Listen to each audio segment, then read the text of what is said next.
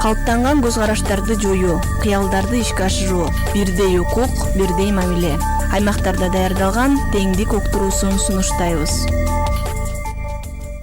Кутмандуу күнүңүздөр менен ардактуу достор. Тонук жамааттык мультимедиа борборунда бүгүн балчылык тууралуу кеп кылабыз.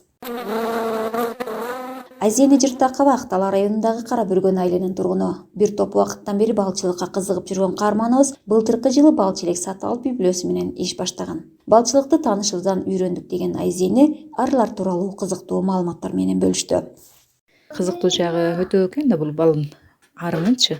Эртең менен эрте арлар ойгон электе эки чалгынчы арысы ушу жер кезип, кайсыл жерде гүл көп, кайсы жерде чөп бар экенин ушу пландын картасын чийип келип айтып берет экен да ызылдап ушу арларга. Анан ошол жакка арлар убактысын текке кетирбеш үчүн ошол жерге барып, ошол жерден бал топтоп келет экен. Башка челектин арысы кокусу адашып келип, башка бир челекке кала турган болсо, ошо ичине киргизип балын төктүрүп туруп, эчке чыгарбай ошол жерден башын кесип салышат экен да.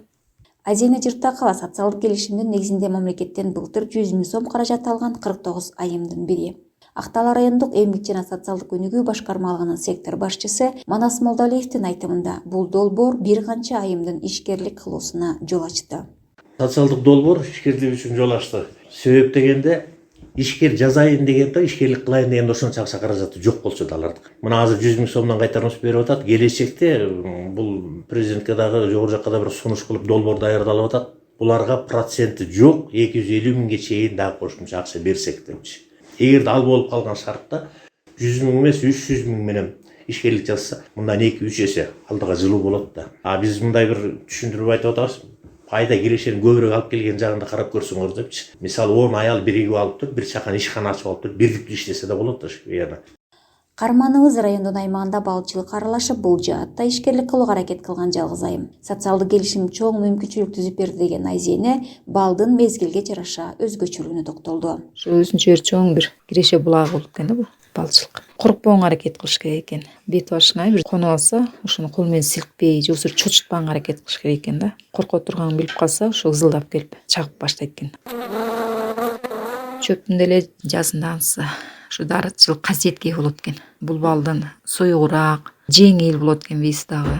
Таттуусу да азыраак болот экен. Жайда болсо орточо болот экен. Ал эми күзүндө болсо, ошо өңү кичине агышына тартып, салмагы оорлонуп, таттуулугу да өтө артып калат экен. Түнкүсүн уктап жатканда бир жерден башка жерге көчүрүп турушубуз керек экен да. Ушул өзгөчө өтө оор түйшү ушул болот экен. Кышында болсо арларды бир температурада кармап, өзүнүн балынан азык кылып, же болбосо шекерди сироп кылып, азыгын берип, карап, көзөмөл кылып туруш керек экен мындай. Кыргыз балы дүйнө жүзүндөгү эң мыктылардын катарына кирет жана дарылык касиети күч болгондуктан базардагы баасы 500 сомдун тегерегинде. Райондук эмгек жана социалдык өнүгүү башкармалыгынын сектор башчысы Манас Молдалиев балчылык кирешелүү тармак экенин белгиледи. Себеби келечегинде могу 3 жыл кайтарымсыз алып атпайбы, андан арада ошонусун өнүктүрүп кетсе, булар патент алып иштегенден кийин райондун экономикасына салык төлөмдөрү түшүп калат да, көбөйүп.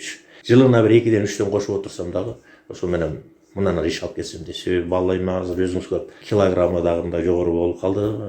Анан 1 тонна бал өндүрсө, бизден 100 000 алса, 450-500 000 чейин акча табылат да. Кирешелүү тармак болуп калды анык. аялдардын эмгек рыногуна катышуусу экономикалык өсүшкө өбөлгө түзүү менен каржылык абалын көзөмөлдөөгө жана жаңы көндүмдөрдү өздөштүрүүгө жол ачат. Ошол себептүү идеяны сунуштап, коркпой баштоо маанилүү. Ушуну менен кезектеги уктуруубуз аяктады. Даярдаган Барчын Мамытбекова. Күнүңүздөр көңүлдүү уласын.